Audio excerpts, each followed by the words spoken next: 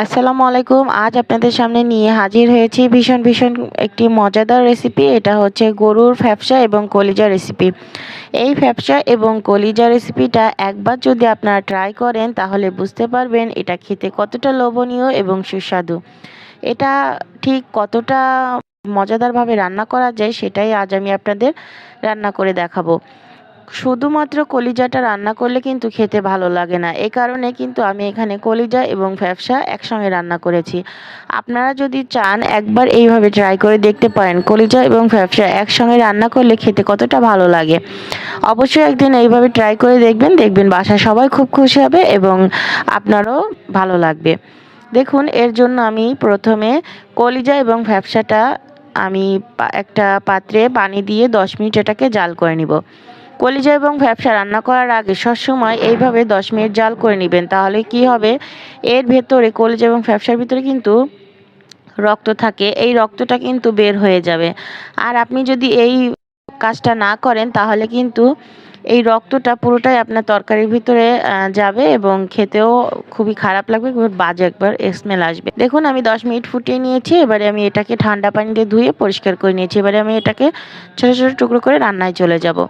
দেখুন, আমি এখানে একটা কড়াই বসিয়ে দিয়েছি, দিয়ে দেবো সরিষার তেল। আমি কিন্তু রান্নাটা সরিষার তেলে করছি, আপনারা চাইলে সয়াবিন তেলেও করতে পারেন।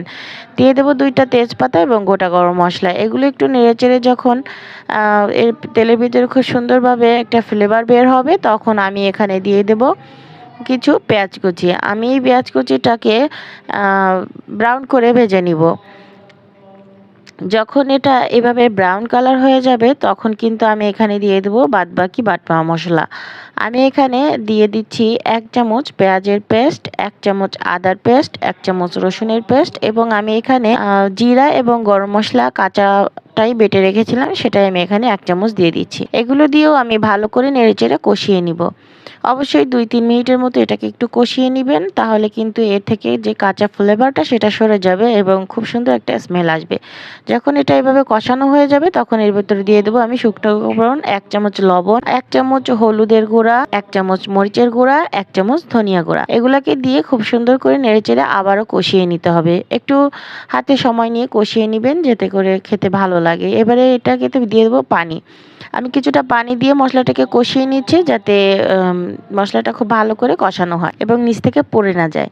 দেখুন, এভাবে কষিয়ে যখন এইভাবে পানিটা তেলটা ছাড়তে শুরু করবে তখন মনে করবেন আপনার এটা কষানো হয়ে গেছে। এবারে আমি যে কলিজা এবং ফ্যাপসাগুলো এখানে কেটে রেখেছিলাম সেগুলো আমি এখানে দিয়ে দিচ্ছি।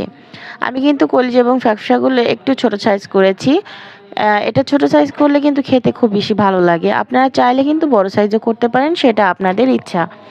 এবারে এটাকে নেড়েচেড়ে ঢাকনা দিয়ে ঢেকে আমি এটাকে রান্না করব। দেখুন, কিছুক্ষণ পর কিন্তু ঢাকনাকে এইভাবে উঠিয়ে উল্টে পাল্টে নেড়েচেড়ে দিতে হবে। এ থেকে কিন্তু পানি ছাড়তে শুরু করেছে অলরেডি। এইভাবে ঢাকনা দিয়ে বারবার ঢেকে এবং কিছুক্ষণ পর ঢাকনা তুলে নেড়েচেড়ে কষিয়ে নিতে হবে। যে পানিটা উঠেছে এই পানিটা কিন্তু সম্পূর্ণটাই শুকিয়ে নিতে হবে কষানোর মাধ্যমে।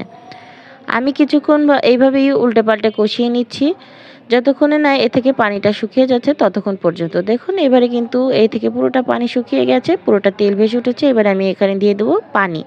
আমি এখানে গরম পানি দিচ্ছি, ফুটন্ত গরম পানি। অবশ্যই ফুটন্ত গরম পানি দিবেন। ফুটন্ত গরম পানি দিলে কিন্তু তরকারির টেস্টটা খুবই ভালো আসে।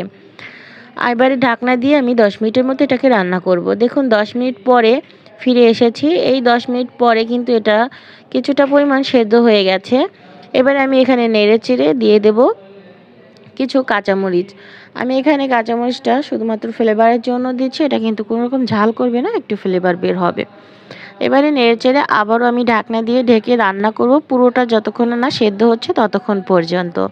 আমি এখানে টোটাল 20 মিনিট রান্না করেছি। এ পর্যায়ে দেখুন আমার তরকারি কালারটা কতটা সুন্দর হয়েছে। প্রথম পর্যায়ে যদি আমি 10 মিনিট কলিজা এবং ফ্যাপসাটা ফুটিয়ে না নিতাম তাহলে কিন্তু এইরকম একটা সুন্দর লুক তরকারিতে আসতো না।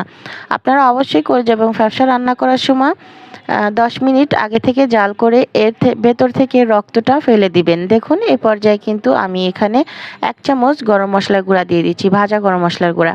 এটা দিয়ে আমি ভালো করে নেড়ে চেড়ে কিছুক্ষণ দমে দমে রেখে আমি একটা সার্ভ করে দেখাচ্ছি। দেখুন আমি কিন্তু এখানে সার্ভ করে দিয়েছি।